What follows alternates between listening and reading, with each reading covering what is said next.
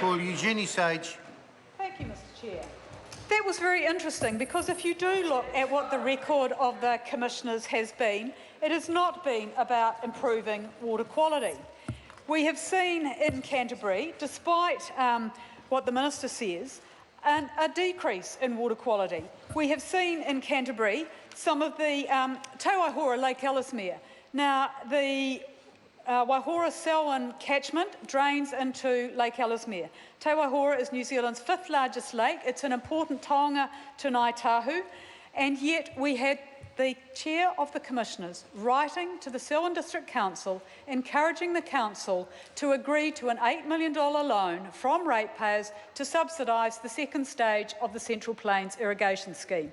The minister can talk about the hundreds of millions that are being spent on cleaning up our lakes and rivers, but you cannot, it doesn't make any sense to put more money into subsidising irrigation to intensify land use in a catchment where that drains to Te Waihora and that will increase nutrient pollution in the lake. At the moment, we've got a major increase in nitrogen and phosphorus loadings in the lake. We need a 50% reduction in the current levels of nutrient pollution to get to a trophic lake index of 6 or less, which would help the lake restore itself. We are not getting that where we get the chair of the commissioners not only involved in regulation, but involved in promoting irrigation through encouraging Selwyn to fund the Central Plains, the second stage of the Central Plains scheme. What we've also seen in Canterbury is a decline in the number of swimmable rivers. We had in the commissioners promising that 80% of rivers would be suitable for swimming by 2015. In 2010, 74% of monitored river sites were safe for swimming, yet in 2016, only 67% are. The commissioners haven't improved water quality, sure in a few small areas, but across the region no, because of the huge scale of intensification.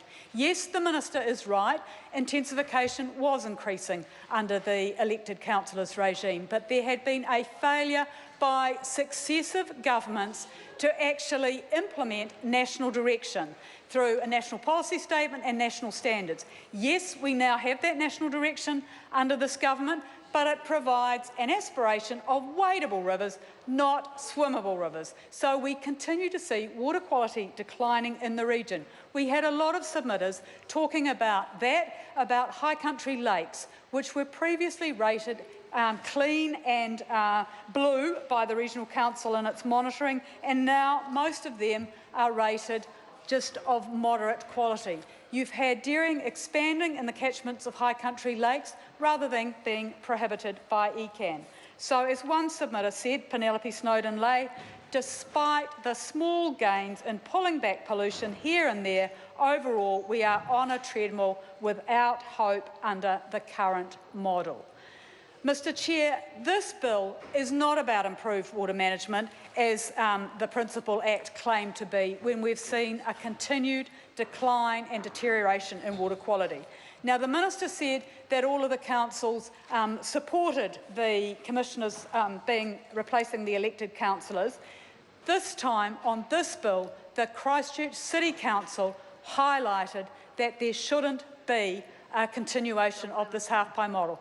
That, yes, the minister's holding up his hands. Christchurch, in case the minister didn't realise, and I'm sure he does, is the second largest city in New Zealand. This bill halves the representation for elected councillors for Christchurch, and it substantially reduces our overall representation by increasing the number of citizens who are represented by each councillor.